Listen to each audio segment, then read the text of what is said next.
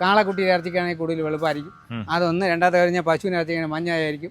പിന്നെ ചില ഇപ്പോഴത്തെ ഇനം കുട്ടികളുടെയൊക്കെ ആണെങ്കിൽ വെള്ള ഇറച്ചിയായിരിക്കും. വെള്ള കുട്ടികളെ ഇറച്ചിയായിരിക്കും. അത് പറഞ്ഞാൽ മഞ്ഞ കൂടുതൽ വരണമെന്ന് പറഞ്ഞാൽ പ്രായം ചെന്ന പശുവിലാണ്.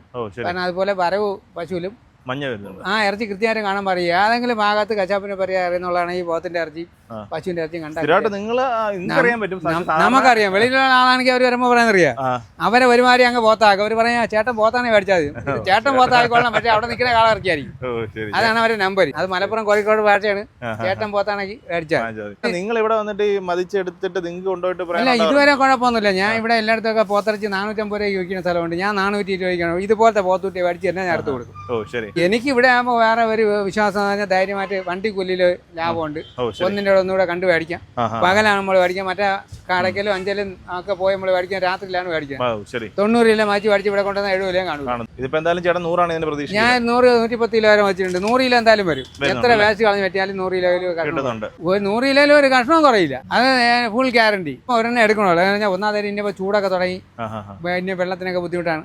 ഇത് കൊണ്ടുവന്ന് പിന്നെ കഴിവിന്റെ പരമായി നമ്മൾ ഈ ക്ഷീണമൊക്കെ മാറണമെങ്കിൽ കൊണ്ടുവന്ന് തള്ളത്തൊക്കെ ഇട്ടേക്ക് ഒരാഴ്ച കൊണ്ട് സെറ്റാവും. എന്നാൽ മാത്രമേ ഇത് ഈ ഇറച്ചിക്കും ടേസ്റ്റ് ഉണ്ടാവും. മറ്റേ പറഞ്ഞാൽ നമ്മള് ഒത്തിരി ദൂരമൊക്കെ വണ്ടി ഓടി വരുന്ന മാടുകളൊക്കെ ആകുമ്പോഴത്തേക്ക് അതിന്റെ ശരീരം കൊലയും ക്ഷീണം തോന്നിക്കും. ഇറച്ചിക്ക് ടേസ്റ്റ് കുറവായിരിക്കും. ഇത് പറഞ്ഞാൽ വെള്ളത്തിലൊക്കെ ഇട്ടെടുക്കുമ്പോൾ ഒത്തുത്തി തെളിയും.